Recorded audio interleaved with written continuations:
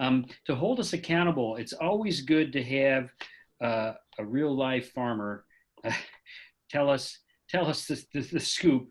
And so Dan Younggren is a fourth generation sugar beet farmer, and I've actually looked at injury rates in sugar beets, especially during harvest season. It makes me a little nervous, actually. He has successfully transitioned too from farming to a fifth generation with his son and nephew taking over the business.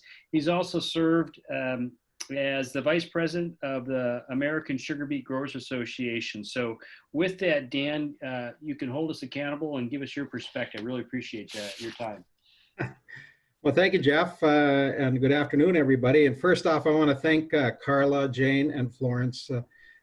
Great presentations.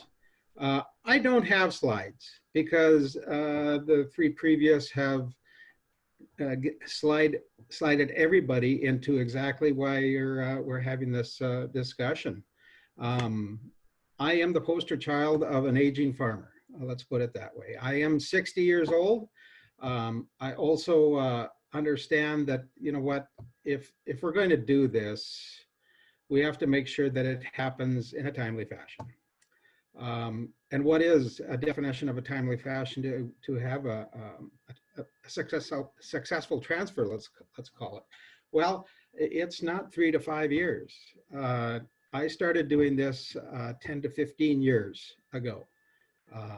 What are my options? Where am I going? How am I going to do this? Who am I going to involve in doing this?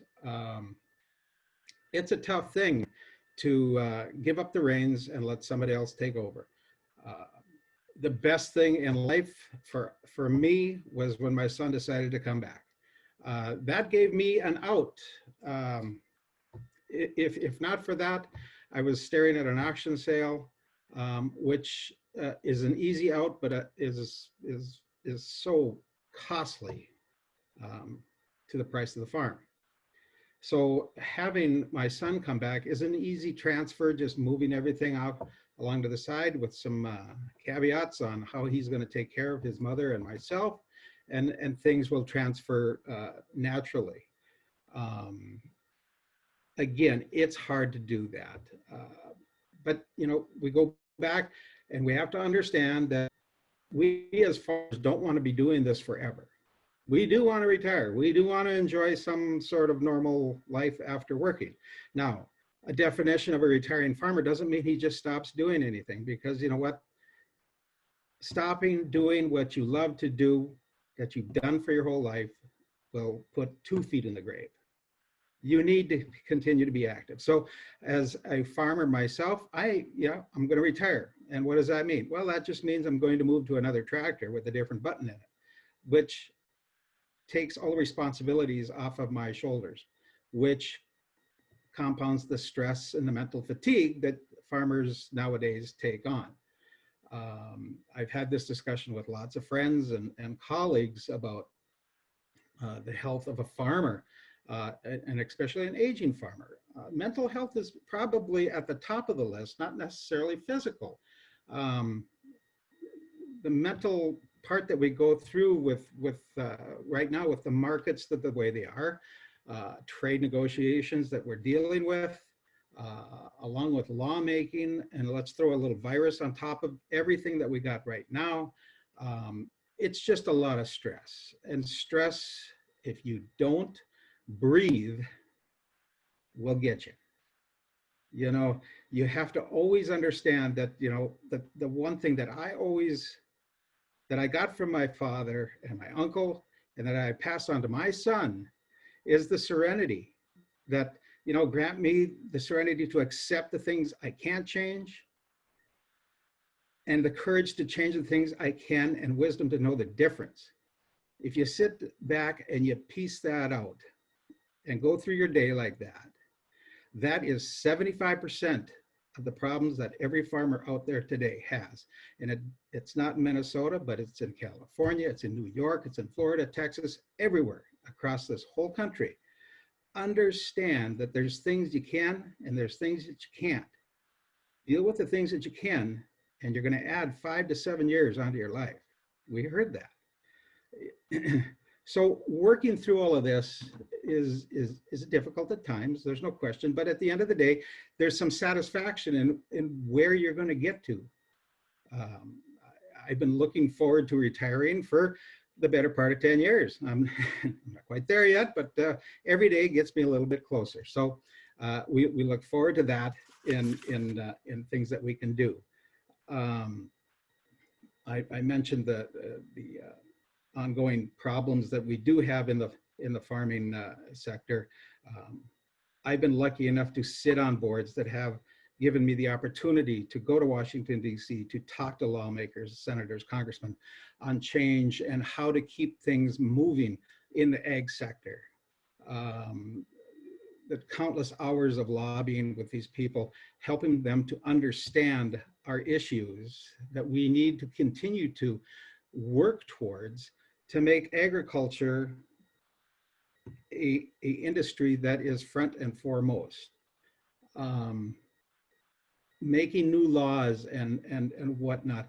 The biggest thing that I have a problem with right now is you know, the suicidal part of that comes in with agriculture.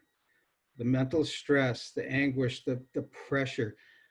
I've had too many friends that have taken this route, and it's not a good route to go down. And we're in the middle of something right now that we could see this spike up immensely when you have for one, a virus that keeps you home and bottled up, markets that keep you wondering if you're going to make it to the next day, laws that you have to abide by and you don't know if you can. And that keeps mounting and mounting and mounting and mounting, and pretty soon you snap. We've worked hard with lawmakers to have programs put in place so that people have places to go, people to see, people to talk to. But please, people have to understand that you make the first move. You can help yourself. You can talk to your friends. You got to do that. You got to open up to somebody. You know what? There's a lot of people that say, even if you talk to your dog, they listen to you and they never talk back to you. So it's got to start someplace. Move to your pastor, move to your friends, pick up the phone and call. There are helplines out there for situations such as that. But that is an ongoing thing that is not going to go away. And we need to continue to talk about it. And we need to continue to work towards laws that will help keep that in place. As we go through this pandemic and whatnot, and the time I've spent visiting with our office out in Washington, D.C., of which I'm president of right now, we see a new probably step up for agriculture in the long term. We've seen across this whole country people that have gone hungry because they can't get food. Agriculture is going to move up a rung or two on the ladder of the lawmakers, making sure that agriculture stays on the front side of everything. It's not necessarily companies and big names of the Walmarts of this world and whatnot that are going to garner the ear of lawmakers. Agriculture is going to make a move up for the good of agriculture. I've always said that, you know, during the World War, France went hungry. People in France went hungry. They did not have the food. And the government said and vowed that that will never happen again. And that government has rallied behind their farmers 10 times. So farming in France, as per se, is probably a little better than the US just because they garner a lot of respect right now. I think agriculture is going to also garner that respect in the US in the roads to come. So, you know, like I said, I didn't have any slides. I just wrote down some top points that I had.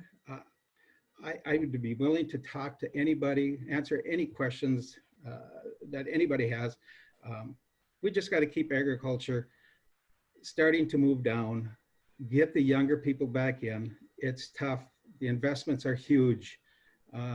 Transferring your farm to your siblings are the best route to keep driving down this age of 58 to 60 and try and get it back down into the upper or the lower 50s if possible. So we got to keep moving forward with that. And with that, I guess, again, I will answer any questions that anybody has. And I see my friend Teresa there in the background. Hi, Teresa. So thank you for inviting me. I appreciate it. I'd sit on this panel anytime discussing this.